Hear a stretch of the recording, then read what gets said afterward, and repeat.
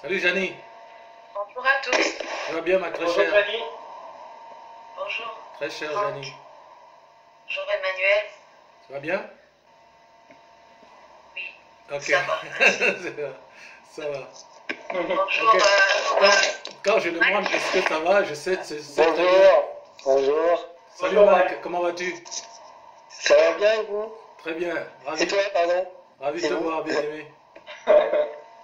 Alors quand je demande est-ce que ça va bien, répondez ça va, hein, parce que si vous commencez à dire ah il y a tel truc, il y a tel autre truc, il y aura toujours des trucs et ça n'ira jamais. Hein. Ça va super bien. Voilà, voilà. Parce que quand les gens du monde se rencontrent, tu poses cette question, ouais bon, soit il te connaît pas, il n'a pas le temps, il dit oui ça va. Hein. Déjà, quand il fait ça va, c'est que ça va pas quoi. Hein. Maintenant, s'il est sincère, il va te dire oui, mais ouais, tu savais, si tu sais encore ce qui m'est arrivé, ah ma soeur, ah le monde est dur, mon mari, mon fils, etc. Alors là, hein, autant dire que ça n'ira jamais. Hein, que quand les gens disent ça va, c'est un mensonge. Le fait est qu'en ce qui me concerne, là où les gens disent sais-tu encore ce qui m'est arrivé, en ce qui me concerne, je crois que je l'ai déjà dit, ce n'est pas nous, ce ne sont pas les choses qui nous arrivent. C'est nous qui arrivons aux choses. Oui. Ah oui, parce que comme je disais tout à l'heure à Franck, hein, les tribulations, d'abord c'est une promesse divine, donc pourquoi nous ne les aurions pas? Parce que si le Seigneur dit dans Jean 16, 33, vous aurez des tribulations, que vous ne les avez pas, ça veut dire que ce n'est pas à vous qui parlez, quoi. Bon, là, il y a un problème. Pourquoi je n'ai pas de tribulation, hein? C'est pas normal, parce que le Seigneur dit je les aurai. Donc si je les ai pas, c'est que je ne fais pas partie du groupe auquel il s'adressait, et ça c'est quand même inquiétant. Hein? Vous en conviendrez. Donc, deuxièmement, si il se trouve qu'il a promis que je les aurai, cela veut dire qu'il est au contrôle. Alors, Amen. ah oui, il est dit dans Isaïe 43, 18, hein, je forme la lumière, je crée les ténèbres, je donne l'adversité, je donne la prospérité, je crée l'adversité. C'est moi l'Éternel qui fait toutes ces choses. Je blesse et je bande la plaie. Hein? Bon, voilà quoi. Donc c'est très très important de comprendre que là où les étrangers, les gens du dehors, se plaignent parce qu'ils ne connaissent pas Yahweh et que eux, ils n'ont aucune ressource réelle, hein, parce qu'ils sont dans le virtuel, ils rêvent qu'ils vont résoudre leurs problèmes, que ça finira bien par se ranger, qu'on va faire un emprunt, et qu'on va faire des rencontres, on va trouver une autre personne, même si ça ne marche pas, on va trouver une autre, etc. Ils rêvent, d'accord?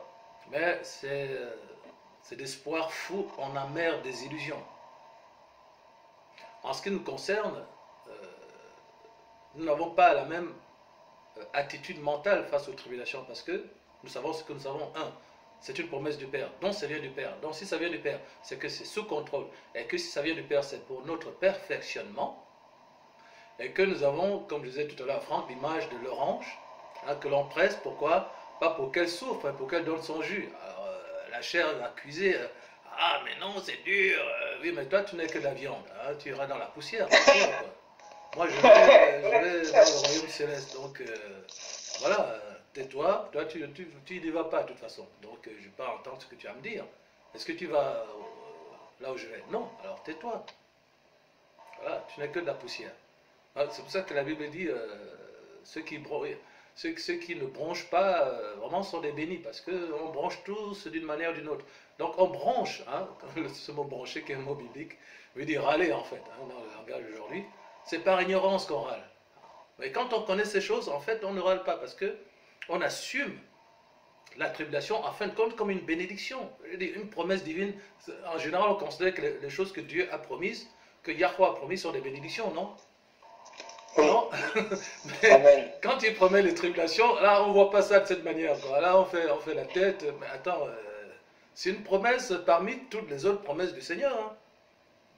Donc, si tu te réjouis parce que tu es en bonne santé, ben réjouis-toi aussi parce que tu subis des tribulations, bien-aimé. Ah ouais, ouais. Voilà. Réveillez-vous, quoi. Donc, c'est une promesse du Seigneur. Donc, c'est sous contrôle. Donc, tout va bien. Donc ça veut dire que c'est pour notre perfectionnement, c'est pour arracher, c'est quand un arbre produit des fruits. Donc souvent, c'est justement parce que tu jettes des bombes dans le camp de Satan, que tu gagnes tes guerres et que tu es une bénédiction pour l'Église, que tu vas être justement victime, si on peut dire ce mot entre guillemets, de coups, de calomnies, de persécutions. Pourquoi? Parce que quand un arbre produit du fruit, qu'est-ce qu'on fait? On les monde. Hein? On coupe les branches qui sont pourries pour qu'ils portent encore plus de fruits. Donc quand on arrache ces branches, ça fait mal, mais c'est trop dur, mais enfin je suis qu'un homme, tu vois pas. Voilà. Mais non, mais c'est justement pour que tu en produises plus. Donc on presse l'orange pour qu'elle produise du jus. C'est ça qu'il faut voir. Parce que nous vivons pour la vie éternelle, pour le royaume céleste. Donc tout ce qui se rapporte à ici-bas, que ce soit notre chair, tout ça, ça va dans la poussière. Et la poussière ne supporte pas les choses divines. Il faut le dire.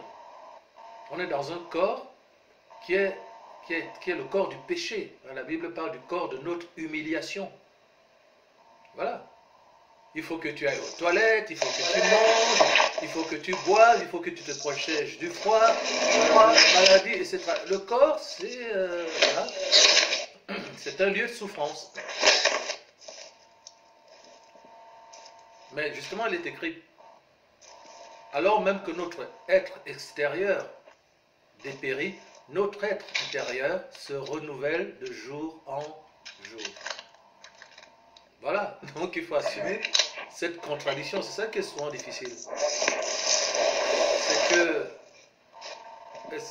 ce qu'on a tendance à prêter davantage, peut-être trop l'oreille, à la dimension matérielle et physique de notre être, tandis qu'en fait, il faut lui fermer l'oreille, ne plus l'écouter, et être radicalement connecté à la dimension spirituelle, écouter notre esprit, et communiquer ce qui est dans notre esprit, c'est-à-dire le Seigneur, à notre âme. C'est ça finalement notre combat sur cette terre. C'est le combat de la vie, c'est le combat de la foi, c'est le combat de la vérité. On a au milieu de nous, dans notre corps, un ennemi permanent qu'il faut réduire en permanence. Comme un cheval fou qu'il faut apprivoiser en permanence, lui mettre le mort pour qu'il se taise, parce que nous vivons pour un autre monde. Tandis que lui, il ne voit que le monde matériel. Et sensible au qu'en dira-t-on, aux valeurs de ce monde, à l'idée du bonheur de ce monde. Et c'est ça ce combat que nous avons amené en permanence. Et vous expérimentez vous-même que lorsque nous entreprenons cette guerre, la dimension spirituelle ne se cache pas, n'est-ce pas? Le Seigneur est fidèle. Il se montre à nous et il nous parle pour confirmer qu'effectivement, nous avons raison de nous battre pour lui, pour le gagner lui.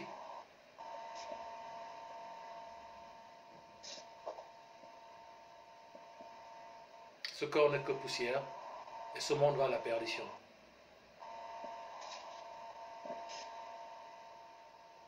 Il y a un texte que je voulais vous lire. On va d'abord accueillir le Seigneur. Il est écrit là où 2 ou 3 sont réunis en mon nom. Je suis au milieu d'eux. Amen. Amen. Levons nos mains vers notre Seigneur, connectons-nous à notre cœur.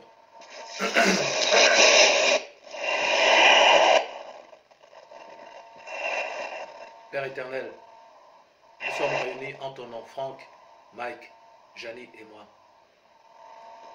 Et nous nous connectons maintenant à ton corps, à ton église globale qui est répandue par toute la terre. Et nous sommes maintenant un seul corps avec ton église. Puisque nous sommes réunis ici en ton nom, c'est-à-dire ta vérité présente, c'est-à-dire la Pâque de la fin des temps, c'est-à-dire ces derniers temps où nous pratiquons la révélation de la connaissance qui a augmenté et au sujet duquel tu dis dans les derniers temps, Daniel, le livre que tu as scellé sera ouvert et ceux qui en prendront connaissance seront purifiés. purifié, blanchi, sanctifié, sauvé. Mais aucun méchant ne comprendra. Seigneur, c'est cela ton nom. C'est cette connaissance des derniers temps. Ton nom, c'est la vérité présente. Ton nom, c'est ce programme de sanctification, de formation, de transformation, ce processus de conduite, cette conduite spirituelle qui permet d'acquérir la nature du Fils de l'homme, de devenir ton épouse et tes enfants. C'est en ton nom que nous sommes rassemblés. C'est pour faire ta volonté parfaite. C'est pourquoi viens maintenant, Seigneur, au milieu de tes enfants. Parle, bénis, agis, transforme les cœurs, émonde, afin que tes enfants ici présents portent toujours plus de fruits. Ton évêque, ta diaconesse, ton diacre. Merci Père pour la grâce de ton amour, la grâce de ta présence. Merci d'avoir permis qu'aujourd'hui nous puissions nous réunir pour te célébrer, pour manger de ton pain dans ta présence, Père, au nom de notre Seigneur Yahushua. Amen. Amen. Alléluia. Applaudissons notre Seigneur.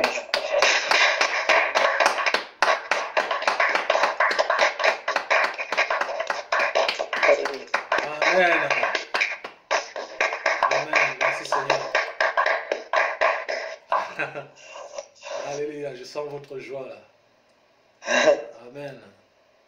Je dois vous lire un texte là que j'ai noté dans mon dossier nommé Factotum. Factotum. C'est qu'un factotum. Vous appelez ça peut-être brouillon, moi j'appelle ça factotum. C'est quoi un factotum?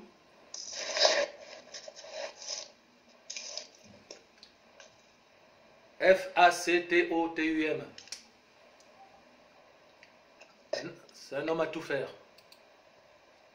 Donc quand j'ai des idées qui me viennent, eh bien je les garde dans ce document que j'appelle factotum. Voilà. Alors, regardons d'abord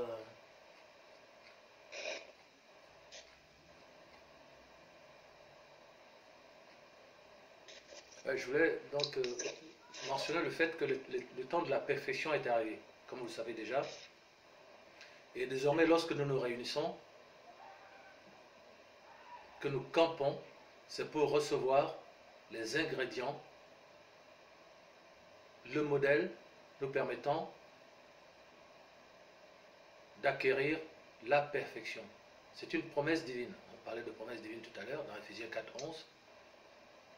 Il a donné les uns comme apôtres, prophètes, docteurs, etc. pour le perfectionnement du corps de Christ, afin que nous parvenions jusqu'à la stature parfaite.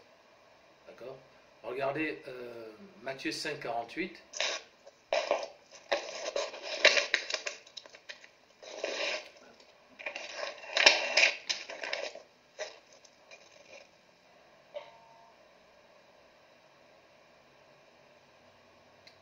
Vas-y Franck, tu veux bien lire?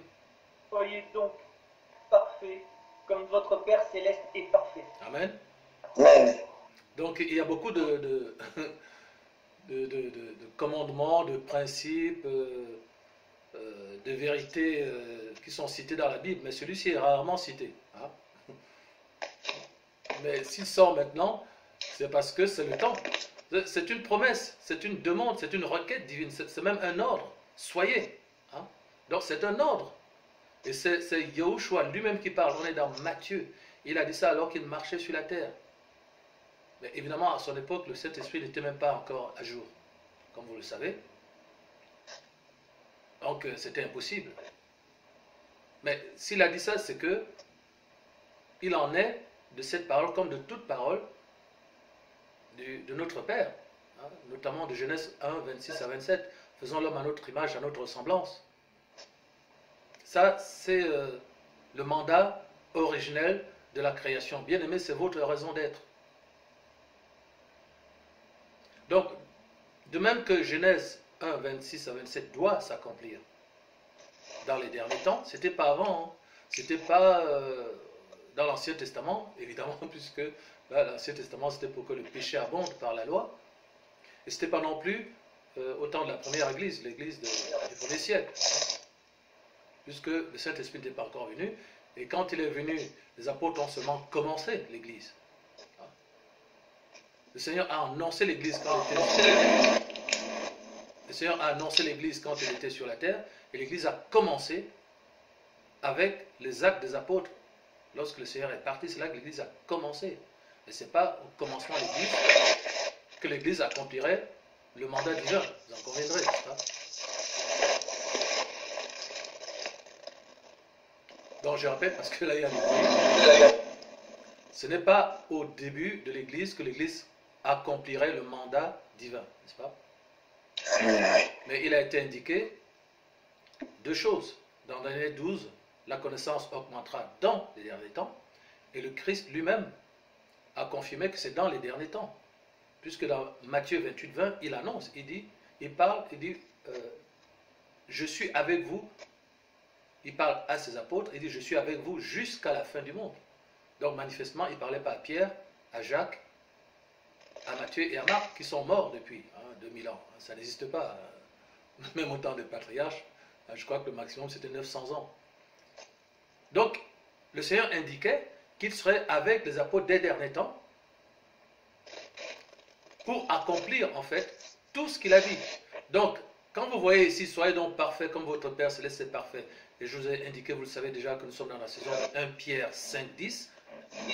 Convenez-en, si aujourd'hui les prédicateurs n'annoncent pas ceci, c'est qu'ils ne sont pas en train de faire la volonté de notre Père. Hein? Ils ont beau dire notre Père qui est dans les cieux, que ta volonté soit faite, ils ne la font pas. Donc il est évident, bien-aimé, que la volonté du Père, c'était que nous devenions comme lui, à son image et à sa ressemblance, c'est-à-dire que nous devenions parfaits comme notre Père Céleste est parfait. Hein? Faisons l'homme à notre image, à notre ressemblance, c'est-à-dire faisons l'homme comme nous, selon la même nature. Donc cette identité de Genèse 1, 26, 27 se reflète ici dans cette requête, dans cet ordre du Seigneur. Soyez donc parfaits comme votre Père Céleste est parfait. Il voulait dire, soyez à l'image et à la ressemblance du Père, parce que c'est pour ça qu'il vous a créé. Hein? Vous êtes là, vous croyez que oui, monsieur Normand, ce n'est qu'un homme. Oh, il a droit de faire des bêtises tout le temps, puis un homme ne sera jamais parfait. D'accord? Ok. C'est pas comme ça qu'on a été créé. Celui qui parle comme ça, c'est celui qui est emprisonné par le péché. Et quand le Seigneur parlait ainsi, eh bien ses apôtres lui faisaient cette réplique tout le temps. Mais Seigneur, mais qui va être sauvé, quoi? Hein, on ne peut pas répudier sa femme, etc. Il faut toujours pardonner, il faut pardonner 77 fois, 7 fois. Mais qui peut être sauvé? Et le Seigneur répondait, à l'homme, ce n'est pas possible. N'est-ce pas? Mais à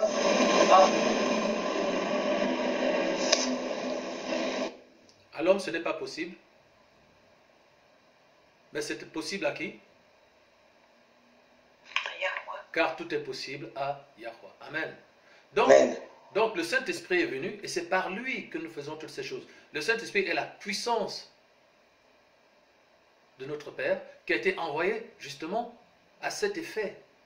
Le Saint-Esprit a été envoyé pour que ce que le Père a demandé, nous puissions par sa puissance et non pas par la nôtre, l'accomplir. Donc nous avons besoin d'une puissance et nous avons besoin de savoir quoi faire et nous avons besoin de la puissance pour le faire. Donc le savoir, le savoir-faire et le faire savoir se trouvent dans la dimension apostolique et prophétique. L'Église légale. Et la puissance pour accomplir ce que l'on sait et pour qu'on puisse effectivement le faire vient du Saint-Esprit qui habite en nous. C'est pour ça qu'il est écrit à celui qui peut faire par la puissance qui habite en nous infiniment au-delà de ce que nous demandons ou pensons dans nos prières, c'est-à-dire Père, je vais être parfait parce que tu as demandé que je sois parfait. Eh bien, à celui qui peut faire. C'est lui qui peut faire par la puissance qui habite en nous. Amen. Infiniment au-delà de ce que nous demandons ou pensons dans nos prières, à lui soit la gloire et l'honneur dans l'Église, en Yahushua et dans toutes les générations des hommes. Donc, si au moment d'accomplir cet ordre divin, nous n'envisageons pas que cela soit possible, eh bien nous ne l'accomplirons jamais. Quand la perfection viendra, quand l'esprit de perfectionnement viendra, nous lui offrirons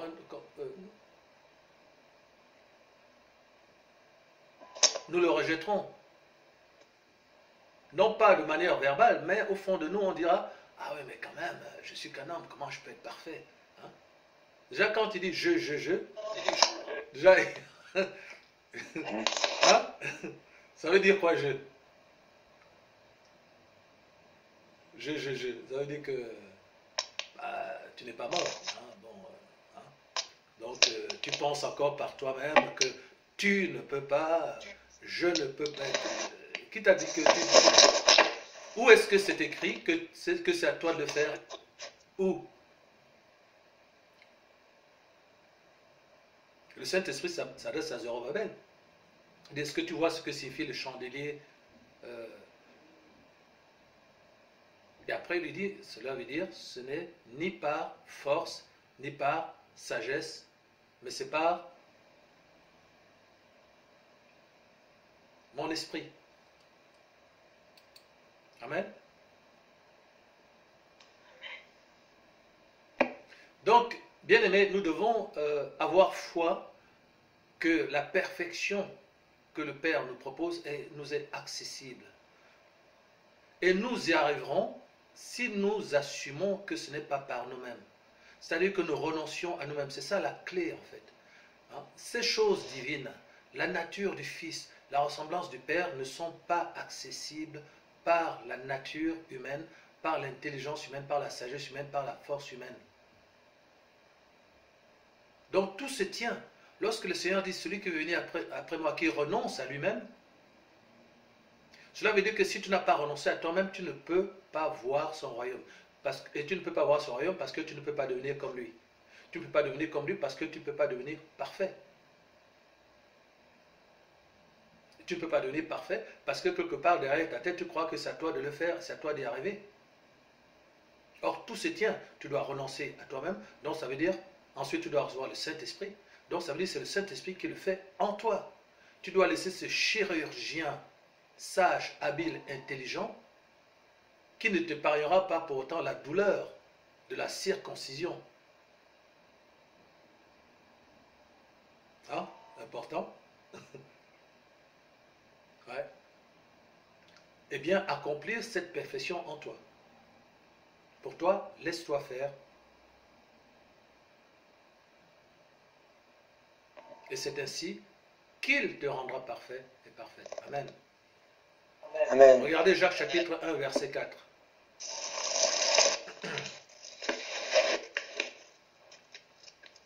Alors, je vais vous mettre également ces passages.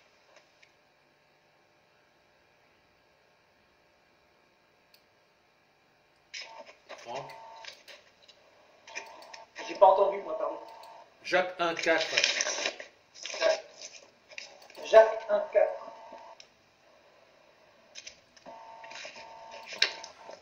Je vous mets ce passage ici dans le fil de la conversation.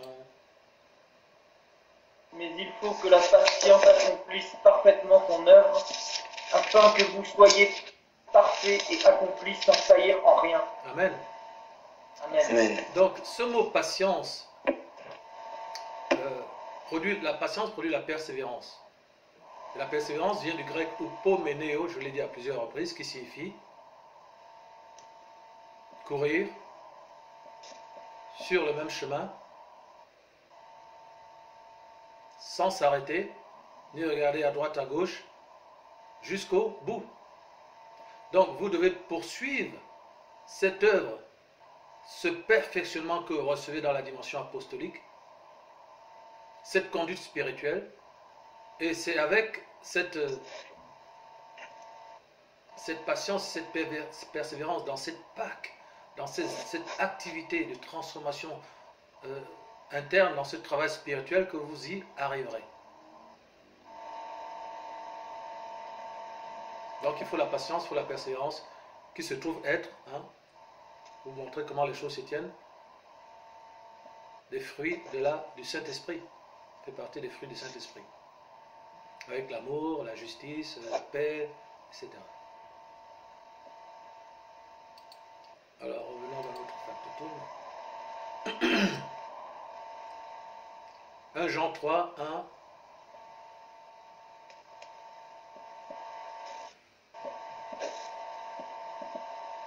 Voyez quel amour le Père nous a témoigné pour que nous soyons appelés enfants de Yahweh. Et nous le sommes. Jusqu'à 10. Si le monde ne nous connaît pas, c'est qu'il ne l'a pas connu. Bien-aimés, nous sommes maintenant enfants de Yahweh. Et ce que nous serons n'a pas encore été manifesté, mais nous savons que lorsque cela sera manifesté, nous serons semblables à lui, parce que nous le verrons tel qu'il est. Amen. Amen. Quiconque a cette espérance en lui se purifie comme lui-même est pur. Quiconque pêche transgresse la loi, et le péché est la transgression de la loi. Or, vous le savez, Yahushua apparut pour ôter les péchés, et il n'y a point en lui de péché. Quiconque demeure en lui ne pêche point. Quiconque pêche ne l'a pas vu et ne l'a pas connu. Petit enfant, que personne ne vous séduise. Celui qui pratique la justice est juste, comme lui-même est juste. Celui qui pêche est du diable, car le diable pêche dès le commencement. Le Fils de Yahweh apparut afin de détruire les œuvres du diable. Quiconque est né de Yahweh ne pratique pas le péché, parce que la semence de Yahweh demeure en lui, et il ne peut pécher parce qu'il est né de Yahweh. C'est par là que se font reconnaître les enfants de Yahweh et les enfants du diable. Quiconque ne pratique pas la justice n'est pas de Yahweh non plus, que celui qui n'aime pas son frère. Amen. Amen. N'hésitez pas à vous manifester si vous avez une révélation, un commentaire à faire par rapport à ce que nous, quand on lit un texte, parce que le Saint-Esprit il est en nous tous, il peut toujours vouloir réagir à travers vous. Il y a un principe ici que le Seigneur voulait communiquer.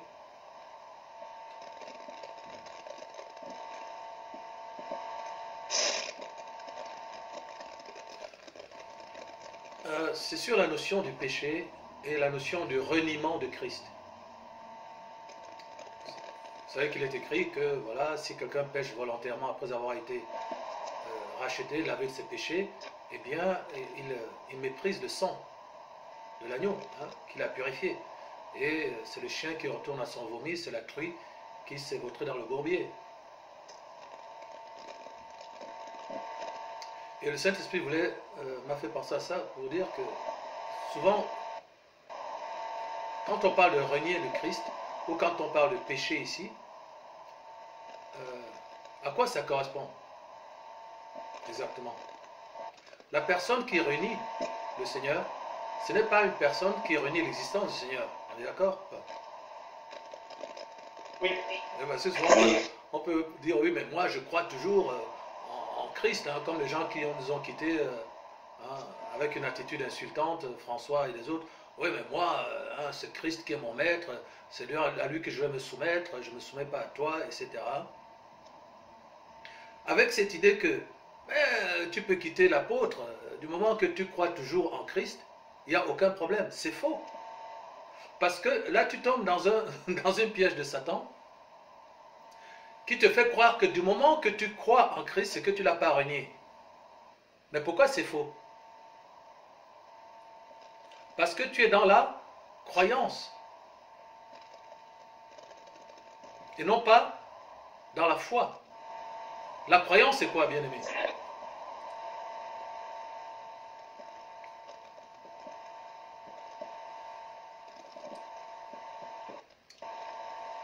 La lettre.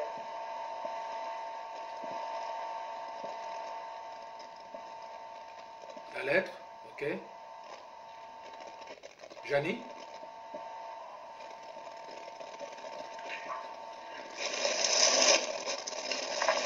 Quelle est la différence entre la croyance et la foi?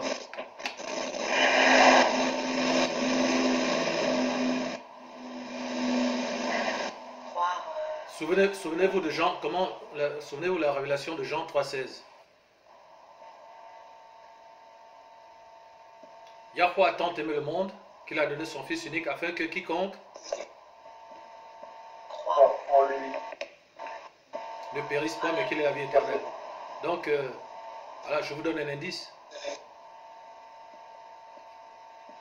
La différence entre la croyance et la foi. Croire. La croyance, c'est sans les œuvres. Croire Oui. sans obéir à vraiment appliquer ce qu'on nous demande dans la parole. Donc pour toi, l'obéissance, c'est appliquer la parole? Non, c'est... Ah ouais, mais c'est ce que tu viens de dire. Oui, enfin, comment je vais dire ça? J'arrive Sois pas à clair. trouver le... C'est quoi l'obéissance déjà?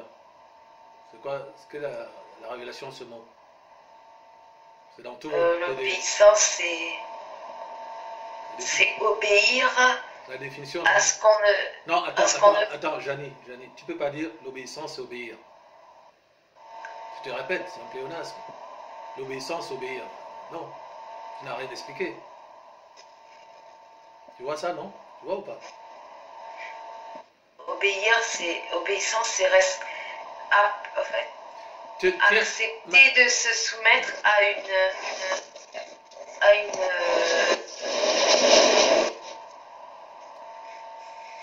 une loi ou à une règle. Tiens-toi, sans... là, tu es en train de donner une définition du dictionnaire. Tiens-toi tout simplement à ce qui est dans les enseignements, dans les PDF et dans les vidéos. Pourquoi tu vas inventer des choses? Se soumettre à une règle? Non. Là, c'est faux. Se soumettre à la volonté de notre Père. Qu'est-ce qui est écrit dans ton PDF?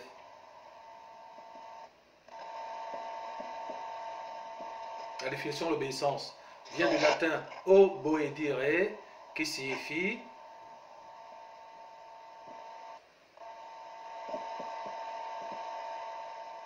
devenir comme. Agir comme. Voilà. Qu'est-ce qui se passe? Tu as oublié? Manifestement non. Tu n'as pas oublié? Oui, continue. Penser comme, agir comme. Voilà. Réfléchir comme.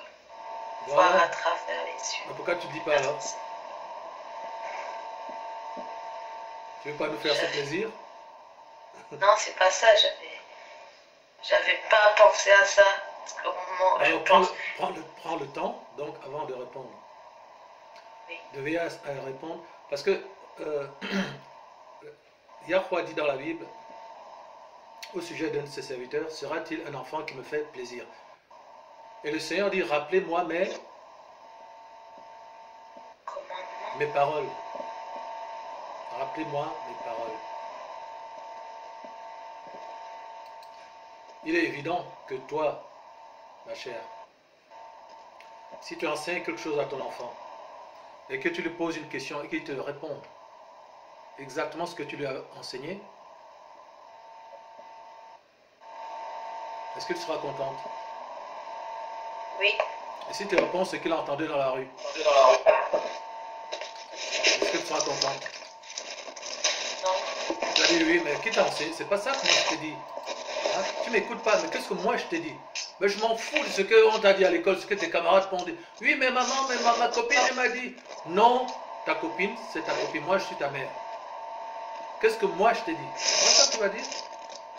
Donc, tous les enfants savent qu'ils feront plaisir à leurs parents lorsqu'ils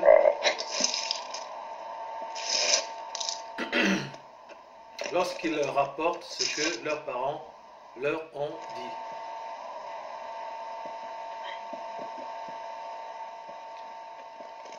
Lis Proverbes chapitre 7, verset 1.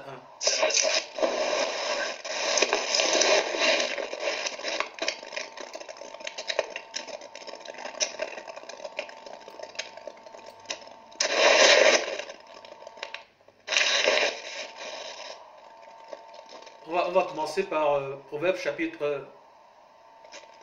On va lire un certain nombre de textes ici, parce que vraiment le Seigneur insiste là-dessus.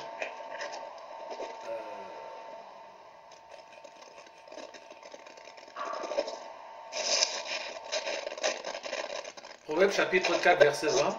On va commencer par là.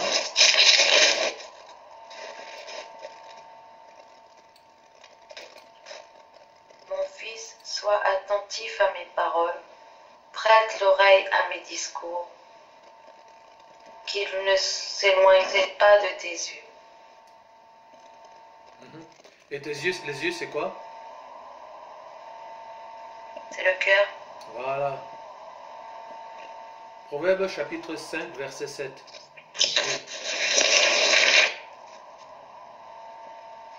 Et maintenant, mes fils, écoutez-moi, et ne vous écartez pas des paroles de ma bouche. Amen. Je crois qu'il n'y a pas plus clair. Hein? Je pense que là. Donc là, si tu réponds par en dehors de ce cadre juridique, hein, n'oubliez pas, bien-aimés, notre Père est un magistrat. Il est fou d'amour pour nous, mais en même temps, il est magistrat. Nous ne pouvons pas l'approcher en dehors de ce qu'il est. Il n'est pas seulement amour, il est aussi un magistrat. Il est aussi un cadre juridique. Parce que sinon, c'est le foutoir. Hein? La rébellion est là, elle nous serre comme les murs, hein, de ta maison peuvent te serrer. Hein? Donc, la rébellion, c'est tout ce qui rejette le cadre juridique fixé par Yahweh. On est d'accord? Ça, c'est une bonne définition de la révélation, me semble-t-il. Vous êtes d'accord ou pas? Donc, nous avons intérêt à montrer qui nous sommes à la rébellion, parce que nous ne nous écartons pas de ces discours, de ces paroles, mais nous nous y conformons avec une assiduité totale et radicale.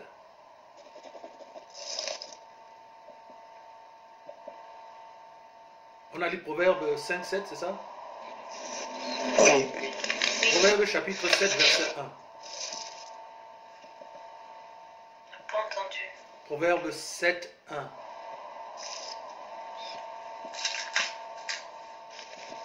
Mon fils, retiens mes paroles et garde avec toi mes préceptes.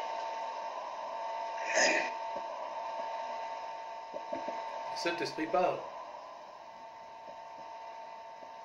Vous voyez comment lui il est précis? Vous voyez comment moi-même j'essaie d'être précis avec vous? Donc vous aussi, soyez mes imitateurs. Amen. Je ne voudrais pas que vous rencontriez des gens et qu'ils envoient des retours à l'église en disant, mais moi j'ai rencontré des gens, ton église, ta diaconesse, là, elle m'a amené dans leur confusion, je lui pose une question, elle me répond avec des trucs que je sais déjà. Mais si c'est ça que vous enseignez dans votre église, bon, vous voyez. Si vous parlez par la parole qui vous a été annoncée, alors c'est le Saint-Esprit qui parle. Sachez, je vous rappelle simplement ce qui est écrit en Jean 16, 13. Lorsque le Saint-Esprit viendra, il ne parlera pas de lui-même. Donc pourquoi tu parles de toi-même? Ne cherche pas à parler de toi-même bien-aimé. Le Saint-Esprit lui-même, il ne parle pas de lui-même. Il est écrit dans ce passage qu'il vous rappellera ce que je vous ai dit. Il parle selon ce que lui-même il a entendu. Amen. Donc, parlez-vous aussi par le Saint-Esprit. Laissez le Saint-Esprit parler.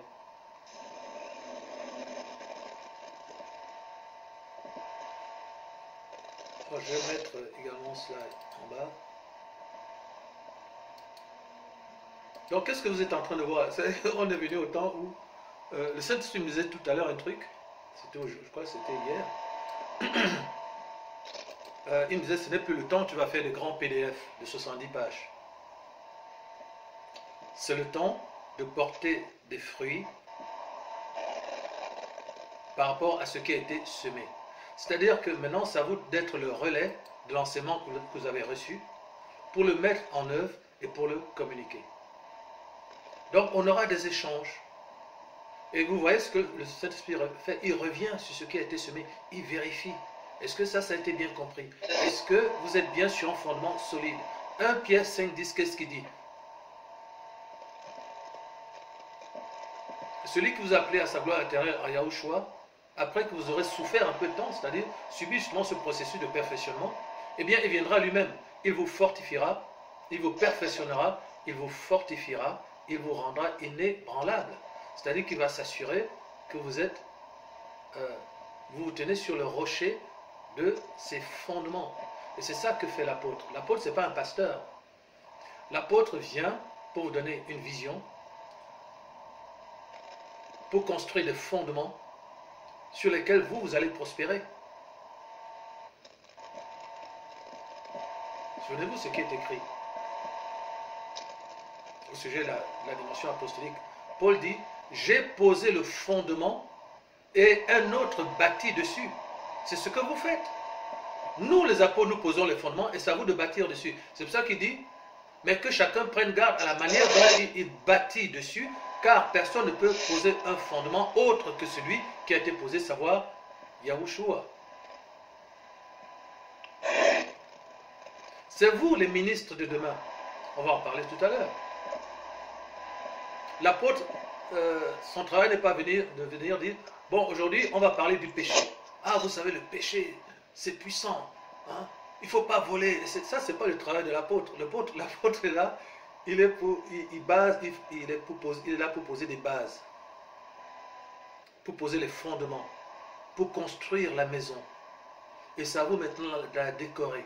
Les autres ministères viennent maintenant, dans ce cadre juridique, dans cette architecture précise, maintenant prospérer selon leur ministère. C'est ça votre travail.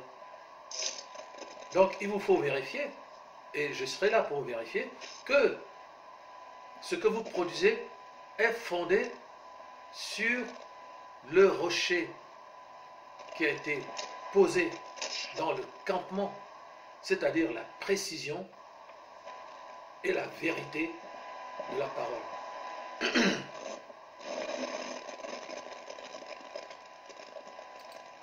Amen.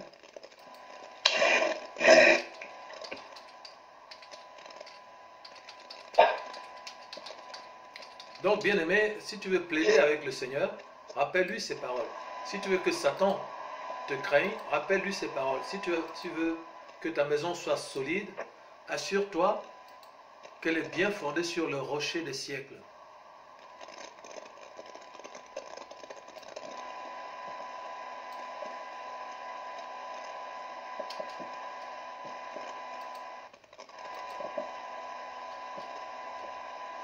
Quand le Seigneur dit, je mets mes paroles dans ta bouche, si tu vas aller communiquer la vérité à un tiers, là tu as une lourde responsabilité de vérifier que ce qui sort de ta bouche, c'est bien ce que le Seigneur a dit. Attention, hein?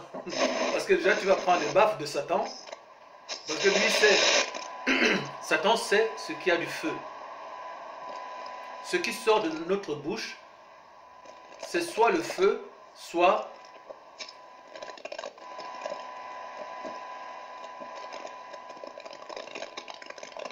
le mensonge. Quand tu vas parler, si c'est ce que la parole, si c'est ce que le Seigneur a dit, ce sera du feu. Mais si tu commences à inventer, à réfléchir, à trouver des définitions par toi-même, là déjà, tu trahis le Seigneur. Et deuxièmement, les démons, ils vont te marcher dessus. Hein, comme les gens qui ont essayé de chasser les démons dans le livre des Actes, les démons leur ont sauté dessus, ils ont déchiré les vêtements, quoi. Ils étaient à l'article de la mort. Il ne faut pas rigoler avec ces choses. Se taire, c'est mieux. Se taire, c'est mieux que de parler hors du cadre juridique. Amen. Qu'est-ce qu'on pourrait dire à ce sujet? Donc, quand on en est arrivé là,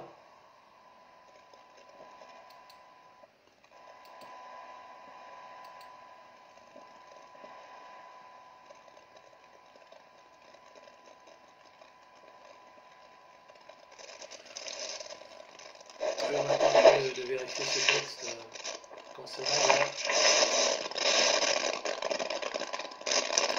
Qu'est-ce que je vous ai mis? Donc c'était 1 Jean 3,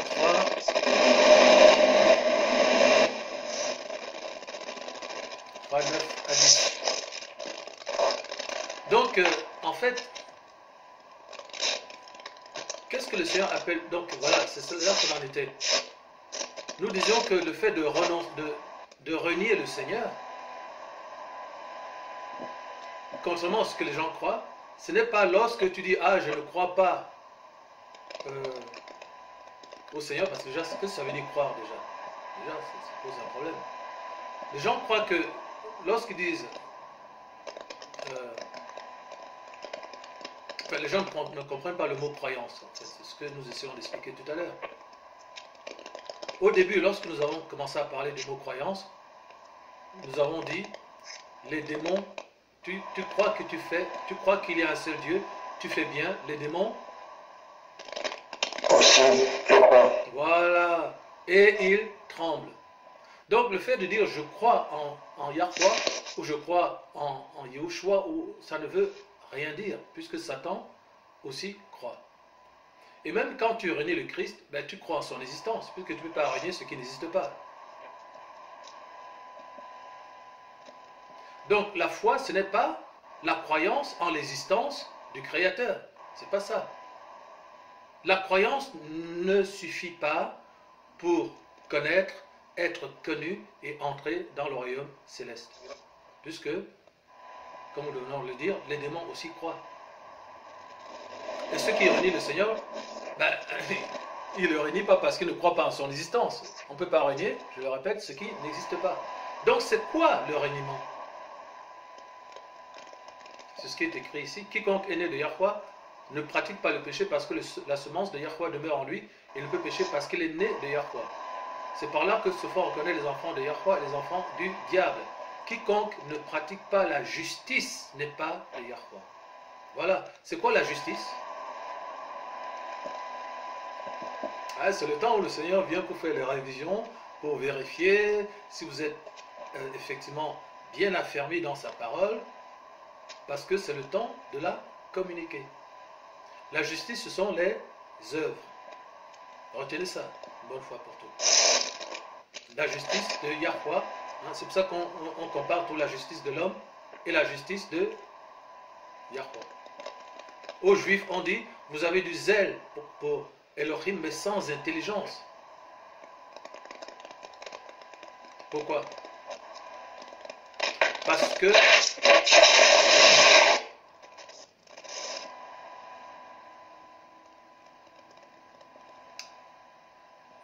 que vous avez changé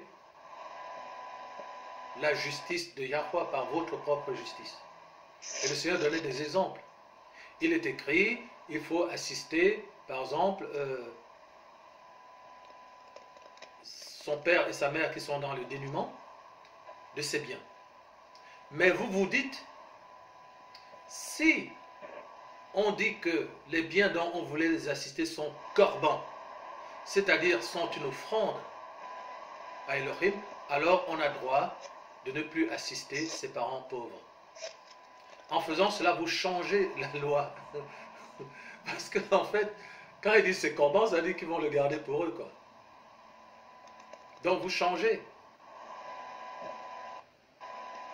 Vous prenez votre justice, c'est-à-dire vos œuvres, vos comportements, vos valeurs, vos manières d'être.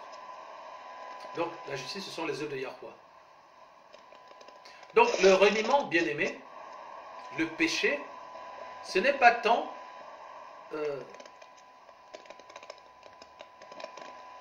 de nier l'existence divine, ce qui est impossible, que de rompre le contrat qui te soumet à des activités, à des actions, à des comportements, bref, à un profil de soumission, à l'obéissance, à sa volonté. C'est ça le péché. Le péché, c'est rejeter le contrat que nous avons avec Yahweh, dans lequel nous avons un certain nombre d'activités, de missions accomplies. Le péché, c'est de rejeter la volonté parfaite de Yahweh. Or, la volonté parfaite de Yahweh se trouve dans le contrat qu'il a offert à l'Église des derniers temps, qui est dans la Pâque des derniers temps, qui est dans la vérité présente, qui est dans la connaissance des derniers temps, qui a augmenté, qu'il faut donc acquérir. Donc c'est ça le péché, c'est ça renier Christ. Alors ça c'est un détail très important. Parce qu'on envisage le péché que par le fait d'accomplir ponctuellement des actes qui vont offenser le Seigneur. Non, le péché, c'est la rupture de contrat. C'est que tu t'engages dans une église du Seigneur à marcher selon la conduite spirituelle que tu as acceptée. Et à un moment donné, tu romps ce contrat, tu commences à faire ce que toi tu veux. Et pourtant, tu crois toujours en Yahushua. Hein? Après toi, puisque dans ta tête, du moment que tu n'as pas renié son existence, c'est que tu ne l'as pas renié. Or, c'est faux. Tu l'as renié parce que tu as rompu le contrat qui te lie à lui et par lequel tu fonctionnes dans le cadre d'une conduite spirituelle conforme aux derniers temps. Et c'est ça que montre par exemple le cas de Bernardin. Tu renies le Seigneur parce qu'à un moment donné, l'Église te dit nous te déconseillons d'aller te marier dans les derniers temps parce que c'est écrit. Hein? Déjà, c'est écrit, c'est pas l'apôtre qui est méchant. Hein? Bon. Et toi, tu vas.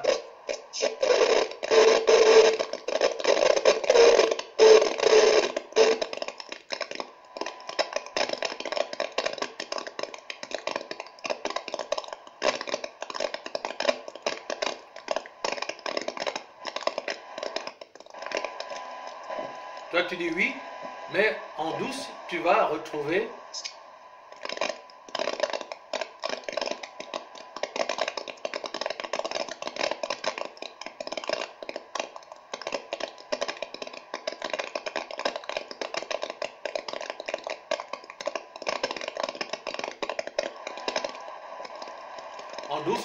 la tunique avec laquelle tu t'es souillé, la tunique souillée par la chair. C'est ça, renier Christ. Amen. Amen. C'est une rupture du contrat. Et tu vas dire comme les autres, même je crois toujours en Yahushua, celui que mon Seigneur est maître. Mais non, tu l'as renié. Parce que tu crois que le renier, c'est nier son existence. C'est pas ça, renier. Renier, c'est juste rompre le contrat auquel tu t'étais soumis et qui t'impose un modèle de pensée, de langage et de comportement.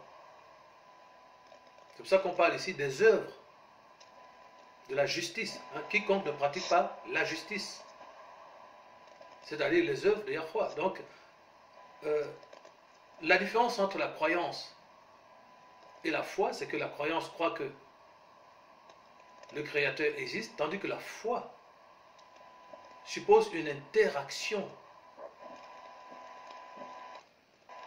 qui produit une obéissance, qui produit l'engagement à se soumettre à une conduite spirituelle, à des comportements, bref, à une culture. Amen. C'est ça la différence. Donc retenez bien ces principes. On n'a pas entendu sagrésie. Est-ce que vous pouvez répéter, s'il vous plaît? Je n'ai pas entendu sagrésie chez moi. Alors, qu'est-ce que tu as entendu? Ça a commencé par la croyance, non, par la foi. Non, vous avez commencé par la croyance. Donc, la Et croyance... après, La croyance... non, j'ai pas entendu. C'est tout ce que j'ai entendu. Ok, La ok. croyance, après, ça a grésouillé. Ok, la croyance, c'est simplement l'acceptation de l'existence du Créateur. Tandis que la foi suppose une interaction entre le Créateur et vous, une interaction qui produit un engagement de votre part, comme du Créateur. Depuis la croix et la résurrection, lui, il a fait sa part du contrat. Mais la foi suppose que vous preniez en charge votre part du contrat et que vous vous soumettiez donc à une conduite spirituelle. Amen.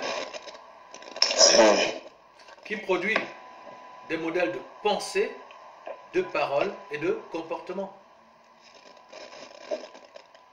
Regardez Hébreux chapitre 11, verset 6. Hébreux 11, 6.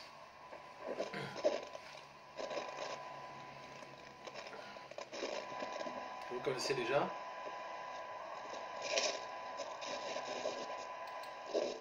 Or, sans la foi, il est impossible de lui être agréable. Car il faut que celui qui s'approche de Yahweh croit que Yahweh existe et qu'il est le rémunérateur de ceux qui le cherchent. Vous voyez ce geste? Le rémunérateur. Hein? Quand tu travailles, ce mot, l'acception, disons, commune de ce mot, la rémunération, c'est quoi? C'est un salaire, non? Oui. Ah oui. Tu fais un travail, tu reçois un salaire. Donc ça veut dire qu'il y a une interaction entre ton patron et toi. Tu ne travailles pas en vain. Quand tu travailles, il y a un retour. Et ça, c'est une loi divine, bien-aimé. Tout travail mérite salaire, c'est la Bible. Tu cultiveras la terre et ta terre te donnera son fruit. Le salaire du péché, c'est la mort. Toute action entraîne une réaction, qu'on le veuille ou non.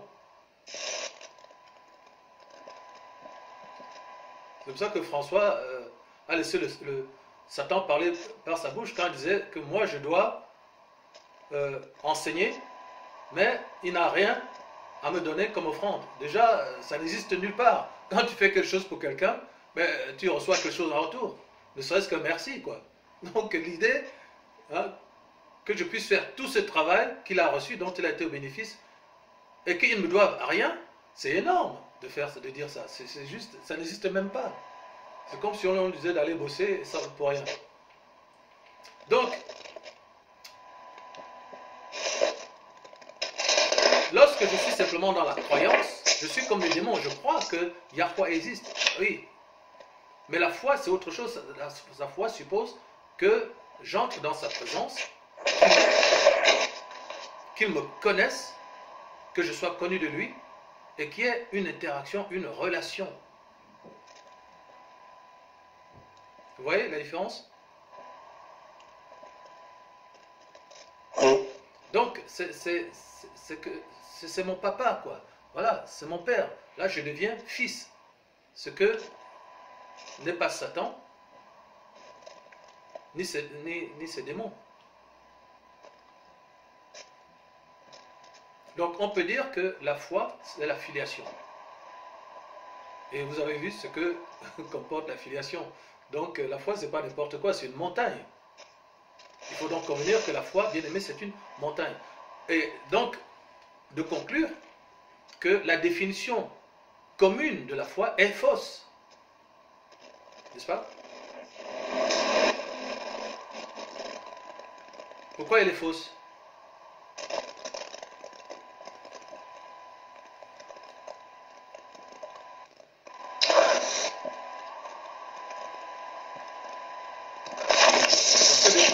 C'est une intimité. Pardon? C'est une intimité. Oui, bien sûr. Exactement. Parce que les musulmans disent qu'ils sont dans la foi, non? Ils ont foi en Allah. Eux aussi, ils ont foi en Dieu. Ils le disent, les catholiques, ils disent qu'ils ont la foi. Mais est-ce qu'ils sont connus? Est-ce qu'ils le connaissent? Est-ce qu'il y a cette intimité, justement, comme disait l'évêque? Non. Parce que, Franck l'a dit au début, ils sont dans la lettre. Mais la lettre est... La lettre est...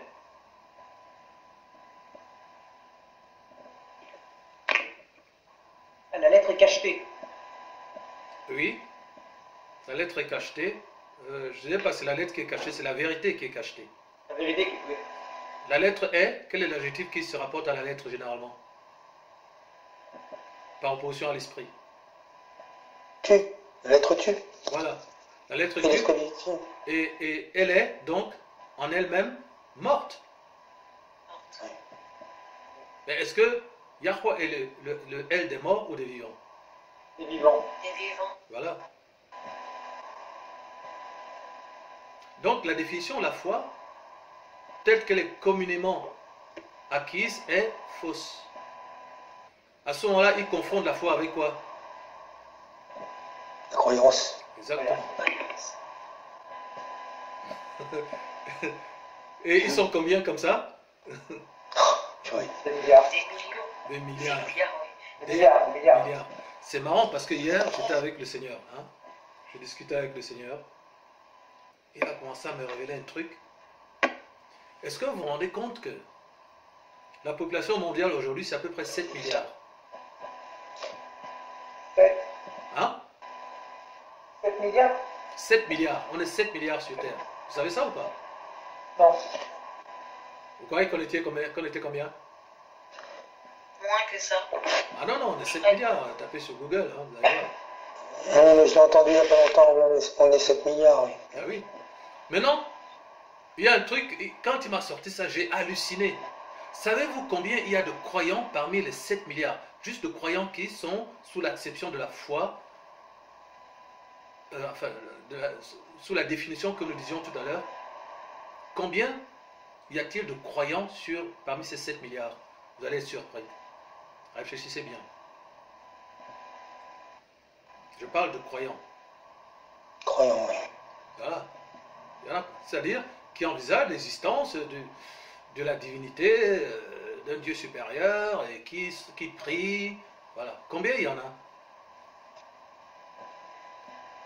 Sur 7 milliards.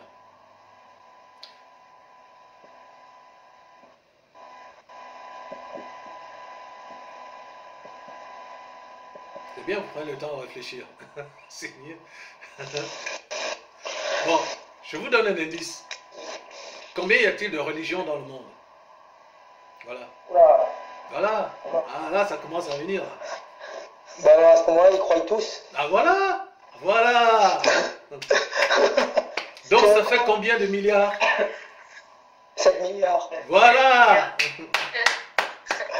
C'est-à-dire que... Attendez. C'est vrai que ce que tu as dit est intéressant, l'évêque. Mais écartons quand même les gens qui sont athées. C'est-à-dire qui ne croient pas en l'existence de quelque chose qui soit au-dessus de leur tête. Ceux-là, ils sont combien à côté parmi ces 7 milliards?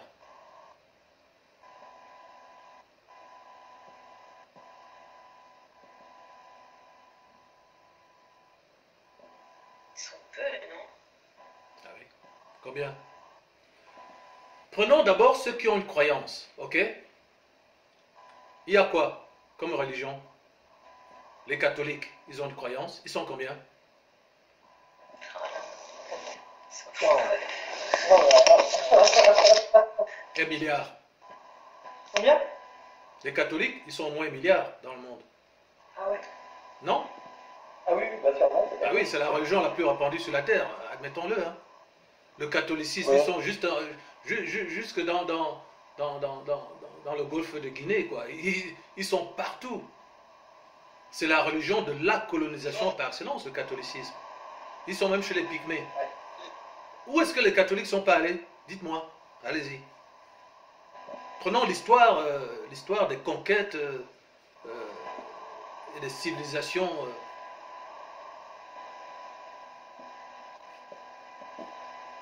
Marco Polo, Christophe Colomb, qui a découvert l'Amérique, tous des catholiques.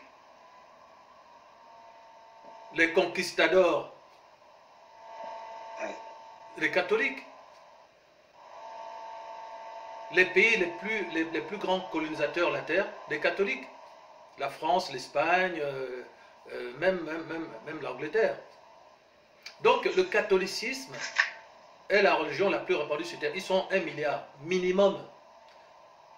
Les musulmans, ils sont pas loin d'1 milliard. Ça fait 2. Les bouddhistes, est-ce que vous croyez que le bouddhisme est répandu dans le monde? Oui. Ah oui, il y a combien de Chinois dans le monde? Ah oui, ah oui. Voilà. Donc, catholique 1 milliard, musulmans 1 milliard, bouddhistes, c'est-à-dire chinois, japonais, shintoïstes, etc. Tout ça c'est pareil. Ça fait déjà 3 milliards, bien aimés, sur 7 milliards. Ok? Maintenant, ajoutons les témoins de Jéhovah, les baptistes, et toutes ces religions qui tournent autour, là, les pentecôtistes. Déjà, on est déjà à 4 milliards. Donc, déjà, rien que simplement les baptistes, les témoins de Jéhovah, il y en a les témoins de Jéhovah dans le monde, ils sont partout aussi. 8,7 millions. Voilà.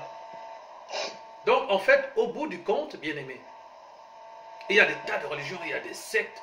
C'est-à-dire qu'en fait, je me suis rendu compte avec le Seigneur que les gens qui croient en l'existence d'un créateur, du créateur, il y en a au moins pour 5 milliards.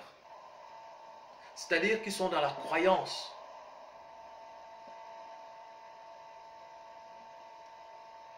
Donc, il reste 2 milliards, parmi lesquels il faut retrouver les païens qui ne croient en rien, sous le rapport de la divinité, qui disent on est athée, etc., ni Dieu ni maître, hein, vous connaissez le principe. Et parmi ces 2 milliards, il y a donc les véritables enfants. Donc ça veut dire quoi? Ça veut dire qu'il y a déjà 5 milliards de gens qui vont en enfer.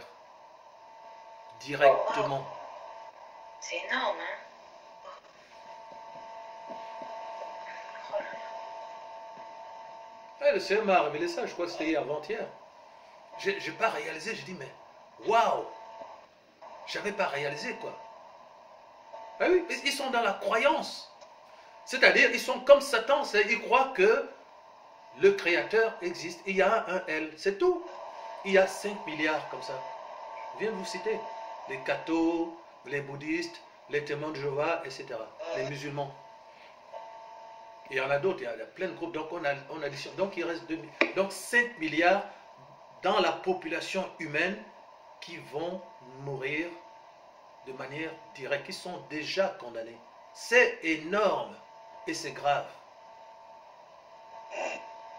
Donc maintenant, sur les 2 milliards, il y a tous ceux qui disent ni Dieu ni maître. Et il y a les véritables enfants de Yahweh.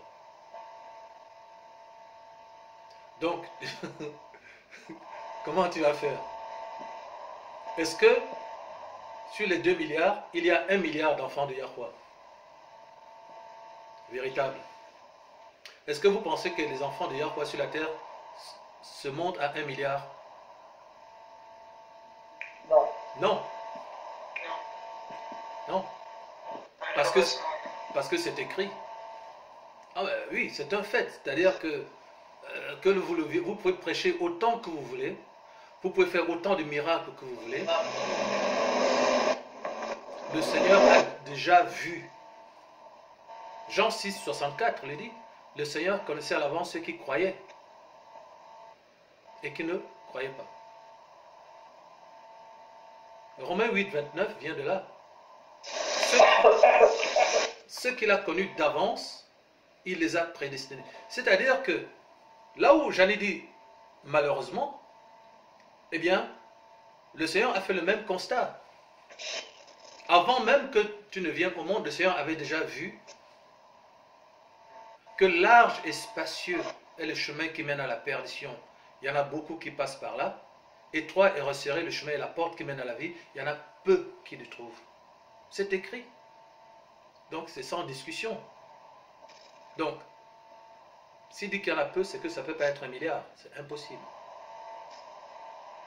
C'est pas pour ça qu'il ne faut pas prêcher, qu'il ne faut pas enseigner. C'est pas pour ça que le Père n'a pas envoyé en sacrifice, en offrande, son Fils unique. Hein? Donc, il est évident que si nous devons prêcher l'évangile, si nous devons enseigner, si le Seigneur est venu, ce n'est pas pour sauver l'humanité tout entière. Ça n'existe pas, puisque lui-même, il a fait le constat, et vous êtes en train de le vérifier avec moi, que l'essentiel de l'humanité le rejetterait. Il a vu avant d'envoyer son Fils. Donc le Seigneur a envoyé son Fils pour qui? Pour un petit nombre. Et quand le Seigneur est venu, il a dit à ses apôtres, attention, je ne suis venu que pour les brebis perdues de la maison d'Israël.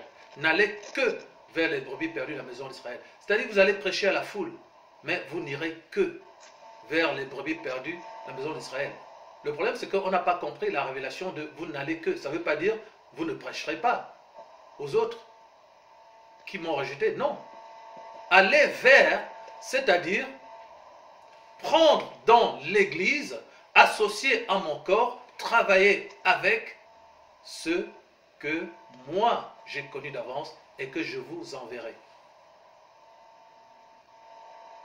Nul ne vient à moi que le Père m'ait envoyé.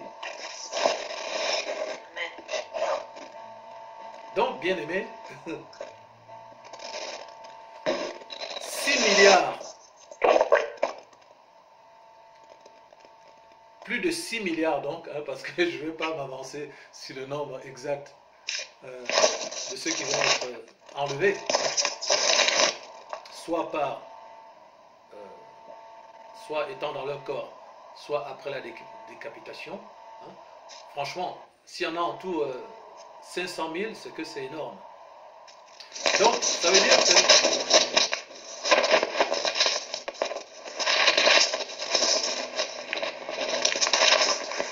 à l'heure où nous parlons, nous savons déjà que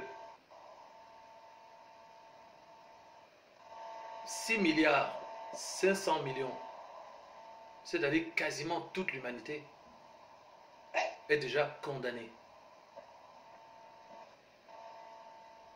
Parce que les uns sont dans la croyance et les autres, ni Dieu ni Maître. Ça, c'est ce qu'on appelle les frais fixes. C'est au milieu de ça que nous vivons. C'est énorme. Et ce qui m'a frappé, je pense que ce qui vous frappe aussi, c'est que c'est l'idée que ce sont des croyants, quoi. C'est-à-dire que le Seigneur, il est venu nous montrer que nous, on n'a pas encore capté,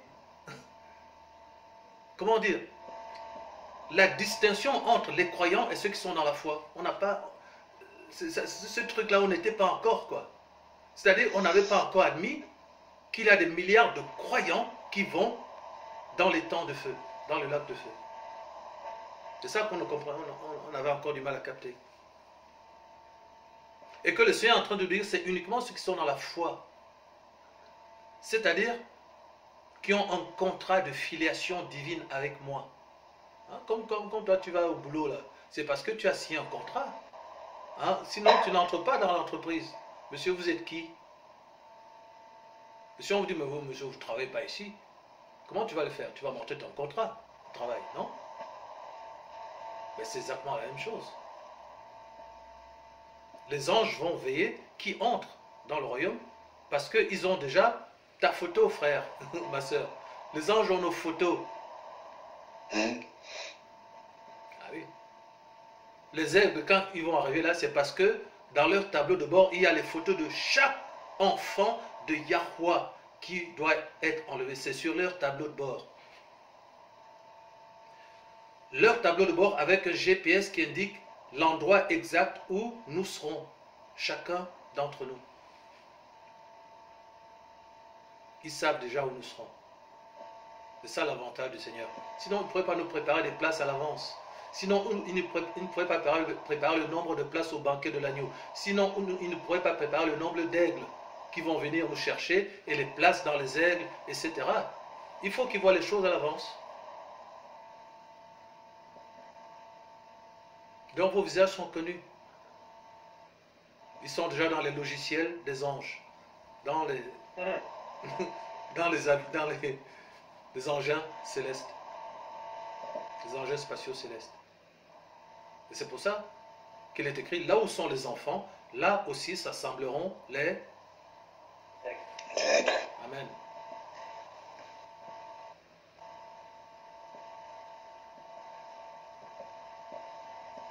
Donc nous vivons dans un monde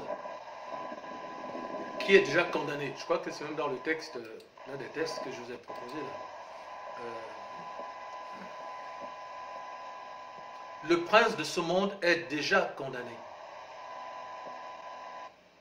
Et donc tous ceux qui le suivent dans sa rébellion, dans sa croyance, hein, dans sa statut spirituel qui se limite à accepter l'existence divine, sont déjà condamnés.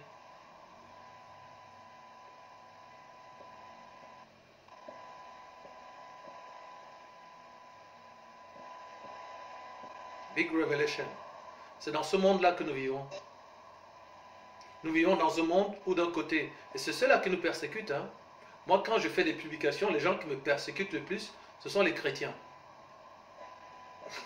Parce qu'ils croient tout savoir, ils ne respectent pas l'ordre divin, ils ne respectent pas l'ordre apostolique, ils croient savoir, ils croient qu'il a reçu un enseignement de son pasteur ou de son apôtre et que ça justifie qu'ils viennent remettre en cause l'enseignement du Saint-Esprit.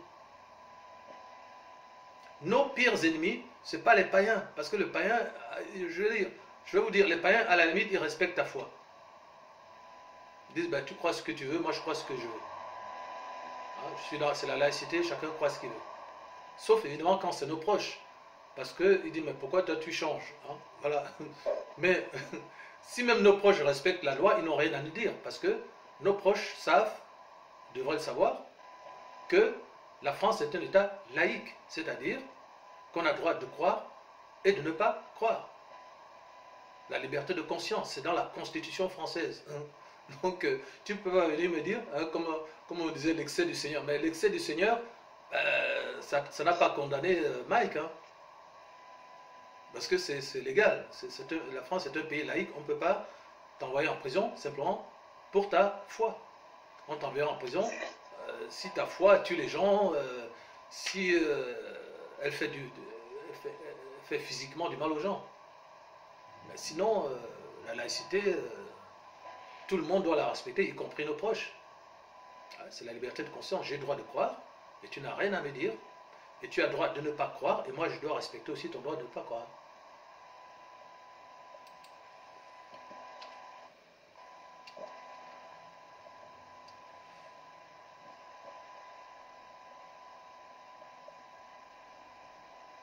Donc cela doit nous amener d'autant plus à la vigilance, parce qu'on voit la responsabilité écrasante qui pèse sur le petit groupe que nous sommes à l'échelle du monde. Hein, à l'échelle du monde. Et comment le Seigneur compte sur nous. Et c'est pour ça qu'il nous presse en vue de la perfection. Parce qu'il nous dit en quelque sorte, regardez autour de vous.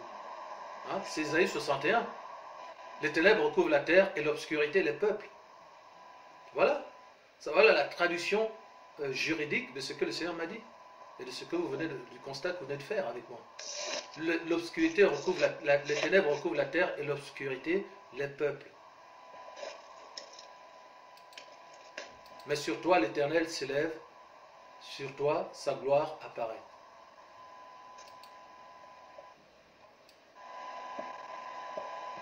C'est pour ça que nous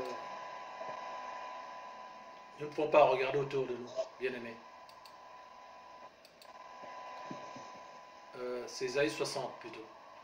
Je fais toute la confusion avec ces deux-là. C'est Isaïe 60. Vous connaissez ce passage, non?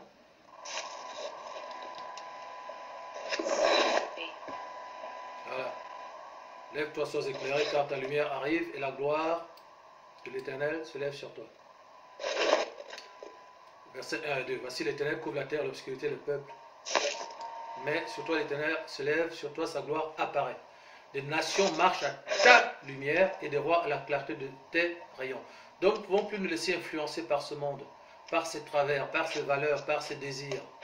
Et chaque fois que je regarde ça, je fais le constat du dégoût que ça provoque à moi. Ce monde n'a plus rien pour me plaire. J'en ai fait le tour. Ah. Amen. Et même si je n'en avais pas fait le tour, l'esprit, le Saint-Esprit qui vit en toi, te dégoûte, te montre le dégoût, quoi. Te fait sentir ton horreur par rapport au monde qui t'entoure, par rapport à leur manière de penser, de parler, d'agir, de se comporter. La manière dont on voit que la drogue a envahi la terre, quoi.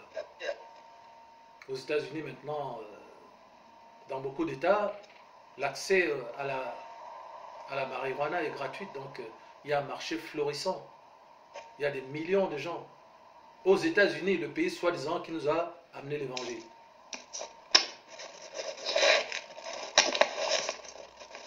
Voilà, les catholiques fument, les musulmans fument, hein? Tout le monde fume. Hein, vous ne voyez pas la contradiction entre le fait... C'est là qu'on voit qu'ils sont dans la croyance et non pas dans la foi. Parce que si tu étais dans la foi, tu serais enfant. Et en tant qu'enfant, le Père habitera en toi. N'est-ce pas? Donc si le Père habite en toi, eh bien, tu ne vas pas détruire son temple. Tu ne vas pas faire n'importe quoi. Et c'est pour ça que ces gens-là vont à la perdition. C'est les gens de Matthieu 7, 21 à 23. En ce temps-là, beaucoup, voilà, c'est eux viendront en disant, ah mais nous aussi on croit. Ah oui, mais le diable aussi croit. Donc allez plutôt de son côté. Hein. Il leur répondra, je ne vous ai jamais connu. Retirez-vous de moi, vous qui commettez l'iniquité. Des gens qui disent, on a prêché en ton nom, on a prophétisé en ton nom, on a chassé les démons en ton nom, on a fait beaucoup de miracles en ton nom. Voilà donc le peuple que le Seigneur me décrivait cette semaine. Ils sont dans la croyance, mais ils croient qu'ils sont dans la foi. Et c'est cette illusion qu'ils vérifieront à ce moment-là. Ils vérifieront qu'ils ont été non pas dans la foi, mais dans la croyance. Et ils prospèrent. Ils vont prospérer, ils vont te rejeter quand tu voudras leur dire le contraire, parce qu'ils sont persuadés d'être dans la foi, et donc tu n'as rien à leur dire. Nous, on est dans la foi. Qu'est-ce que tu te prends pour qui? Nous aussi, on est dans la foi. Voilà. Mais ce jour-là, ils vérifieront le contraire. Donc quand nous étudions le livre d'Enoch, et qui parle des gens qui vont te juger, qui vont te rejeter, on ne capte pas tout de suite qu'ils sont 5 milliards de croyants. Parce qu'on a vécu comme sous une forme de conditionnement dans l'idée que ce sont les païens, c'est-à-dire les gens qui n'admettent pas l'existence du Créateur, qui seront dans les temps de feu. Or, c'est faux. Mais Satan lui-même sera dans les temps de feu, non? Oui. Mais est-ce qu'il nie l'existence du Créateur? Non. Voilà. Non plus que ces démons. Donc vous voyez, hein, il y a des révolutions mentales à faire, bien aimés. Hein? Mais dans quelle église on enseigne ça? Voilà. Nous-mêmes, vous voyez, que nous sommes dans le principe d'église de maison. C'est-à-dire que tout de suite, on est dans le cadre juridique fixé par le Seigneur concernant la quantité. Les églises, ce sont des lieux où il y a des petits nombres.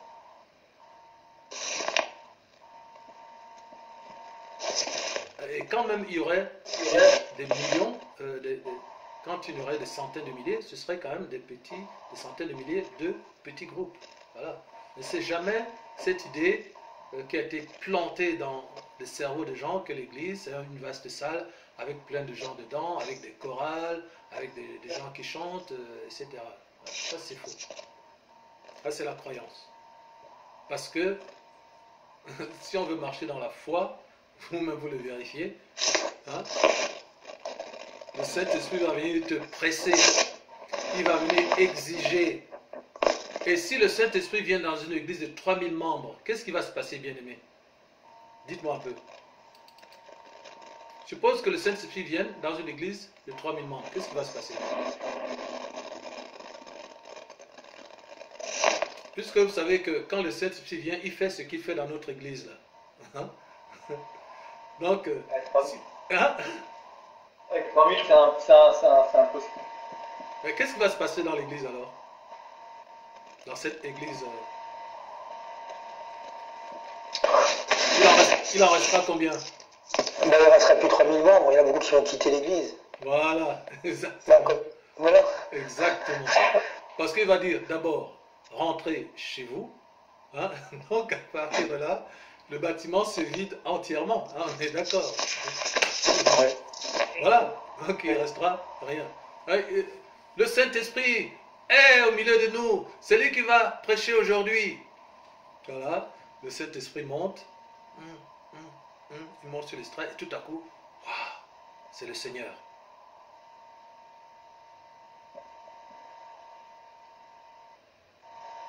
D'abord, rentrez chez vous. Hein? Qu'est-ce qu'il dit? Comment? C'est le Seigneur ou tu es sûr c'est le Seigneur? Voilà. Rentrez chez vous. Et la puissance du Seigneur arrive, personne ne pourra résister, tout le monde va fuir. Ils ne pourront même pas rester 2 secondes, tout le monde va fuir. Donc le Seigneur va se retrouver dans un bâtiment vide.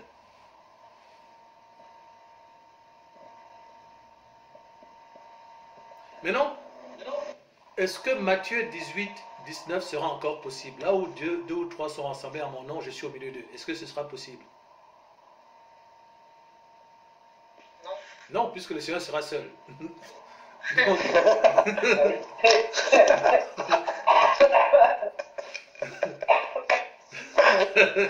Alléluia.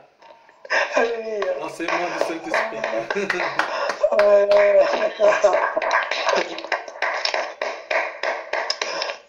Donc, l'église étant par définition le lieu où 2 ou 3 sont rassemblés, au nom du Seigneur, je suis au milieu d'eux, eh bien, il n'y a plus personne, le Seigneur est seul, donc il n'y a pas d'église.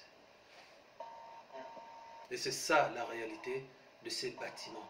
Il n'y a juste pas d'église, parce que le Seigneur n'est pas là. Parce que si le Seigneur venait, il dirait « rentrez chez vous ». Et il n'y aurait donc plus personne. Et il n'y aurait donc plus d'église. Donc il n'y a pas d'église. Donc ce ne sont pas des églises. Du moins, pas des églises de Yahushua. Ce sont des clubs sociaux à caractère spirituel, comme disait quelqu'un. Donc, on en vient au temps où le Seigneur, sur la terre, a annoncé mon église. C'est-à-dire, il y a toujours eu des églises. Ça, c'est pas le problème. Chacun, c'est pour ça que chacun bâtit son église. Hein. Le Seigneur n'a jamais interdit ça, parce que le Seigneur interdit beaucoup de choses. Je ne sais même pas qu'est-ce que le Seigneur interdit sur la terre. Il permet pratiquement tout aux hommes de faire. Finalement, parce qu'il leur a donné le libre arbitre. Il y a des gens qui massacrent leurs enfants, qui décapitent, etc. Les gens font tout ce qu'ils veulent sur terre.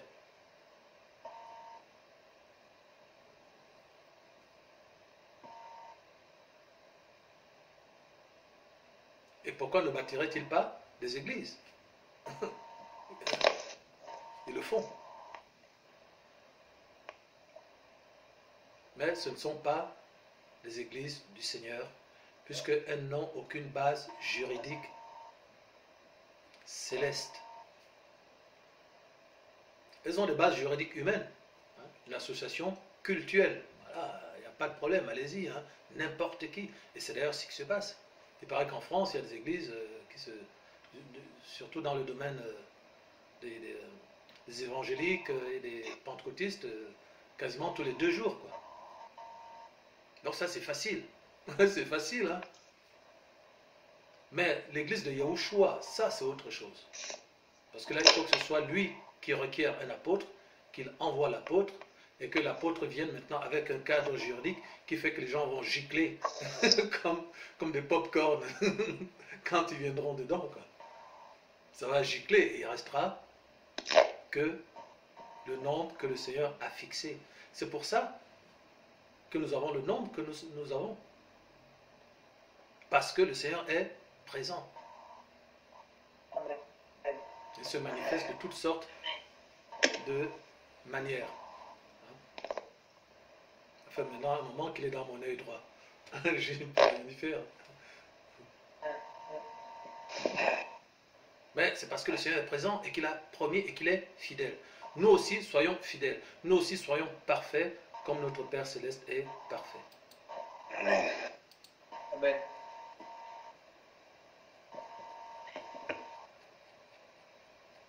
Alors, avant de passer à la suite, j'ai encore d'autres textes à vous proposer.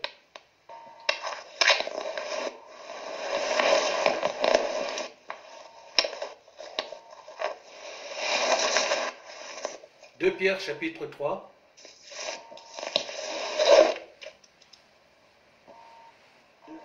Pierre, chapitre 3. Alors, c'est un texte qui est dans un chapitre assez long, donc on va se le partager.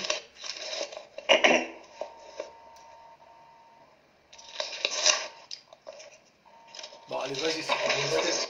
C'est ton ministère, après tout. Hein. S'il est long, tu vois ça avec le Seigneur. Hein.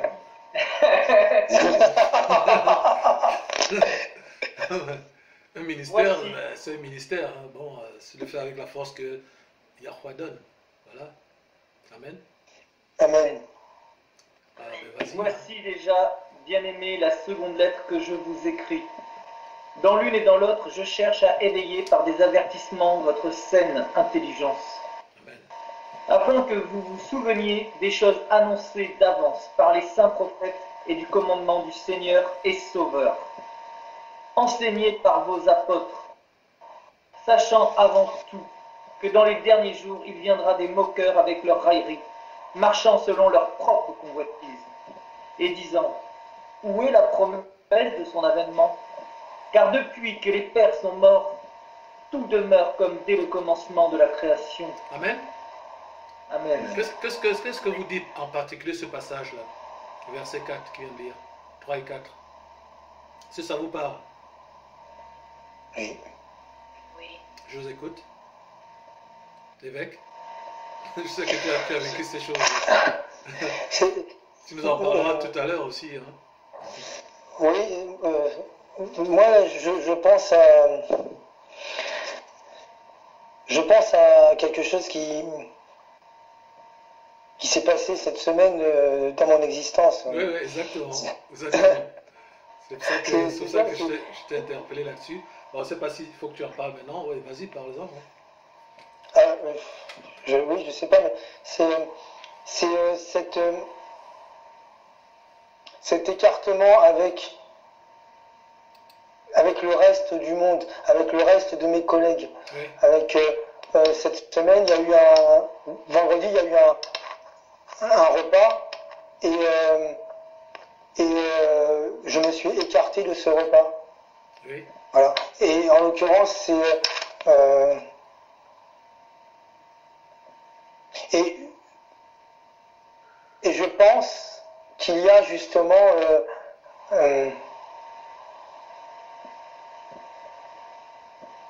des mots derrière ça aussi, mais bon, je ne les entends pas forcément, enfin, il y en a certains que j'ai entendus, mais par rapport à ce comportement-là que j'ai, quoi.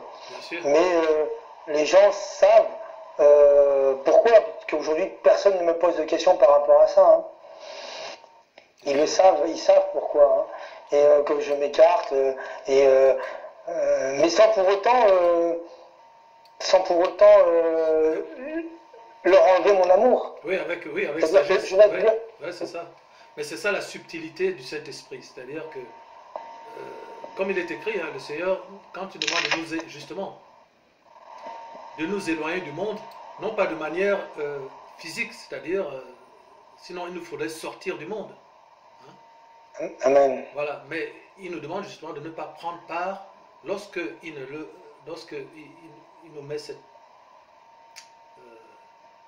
il requiert de notre part à certaines choses, à des formes sociales, comme un repas par exemple, parce que il sait qu'à ce moment-là, les démons aussi sont en train d'agir et qu'il met en toi le désir de ne pas y participer. Il faut vraiment marcher avec le Saint-Esprit, il faut marcher avec la sagesse du Saint-Esprit. Et c'est de ça qu'il s'agit ici. Donc il y a une sagesse, quoi. Amen. C'est pour ça que oui, vas-y. Oui, pardon, je t'ai coupé. C'est pour ça que les religieux n'y arrivent pas. Vous avez vu par exemple ce qui s'est passé avec Jean. Il va voir avec son patron, il lui balance directement des choses saintes, quoi, le type. Ouais. Le manque de sagesse, par l'absence du Saint-Esprit, produit la religion. La religion, c'est la lettre. Et la lettre te tue. Elle tue ton entourage. Elle provoque des colères, des violences inutiles. C'est ça qu'on parle d'ailleurs des guerres de religion. Des gens qui se tabassent au nom de leur Dieu, quoi. C'est absurde. Oui. Parce que là, il n'y a pas le Saint-Esprit. Et la croyance, puis c'est le cas de le dire, devient quelque chose qui va faire du mal aux gens, c'est-à-dire qu'il n'y aura plus de l'amour. Il y a un mal qui est nécessaire. Il faut le reconnaître. Il y a une tristesse qui est nécessaire. Parce que la chair doit être coupée. Cette opération chirurgicale doit avoir lieu. Mais il ne faut jamais que l'amour soit absent. Amen. C'est ça. Quand le chirurgien vient, qui te met sur le billard et qui te taille la peau, c'est pour ton bien. Donc tu acceptes, tu assumes la souffrance. Parce que c'est pour ton bien. Voilà, c'est pas je t'aime, je te tue, mais je te blesse. Pour t'aimer encore davantage, eh bien, je vais couper. Et c'est là que Paul dit, je vous aime, du sais-je, pour vous aimer davantage, être haï de vous. C'est exactement ce que tu vis. Oui. C'est ce que nous vivons dans notre entourage. C'est ce que tu vas vivre avec tes collègues. C'est ce que tu vas vivre avec ton ex. Peut-être même tes enfants. Je vous aime. Je vous aime de l'amour du Père, de l'amour agapé, c'est-à-dire d'un amour pur, de l'amour qui est le péché, qui est le mensonge, qui est le mal, qui est l'iniquité, qui est l'impureté. C'est de cet amour-là que je vous aime. Du sais-je pour vous aimer davantage, être haï de vous. Amen. Le jour du Seigneur viendra comme un voleur. En ce jour, les cieux passeront avec fracas, les éléments embrasés se dissoudront, et la terre, avec les œuvres qu'elle renferme, sera consumée. Puisque donc toutes ces choses doivent se dissoudre, qu'elles ne doivent pas être la sainteté de votre conduite et votre piété, tandis que vous attendez et hâtez l'avènement du jour de Yahweh, à cause duquel les cieux enflammés se dissoudront et les éléments embrasés se fondront. Mais nous attendons, selon sa promesse, de nouveaux cieux et une nouvelle terre, où la justice habitera. Pourquoi, bien-aimés, en attendant ces choses, appliquez-vous à être trouvés par lui sans tache et irrépréhensible dans la paix. Croyez que la patience de notre Seigneur est votre salut, comme notre bien-aimé frère Paul vous l'a aussi écrit selon la sagesse qui lui a été donnée. C'est ce qu'il fait dans toutes les lettres, où il parle de ces choses dans lesquelles il y a des points difficiles à comprendre, dont les personnes ignorantes et mal affermies tordent le sens, comme celui des autres Écritures, pour leur propre ruine.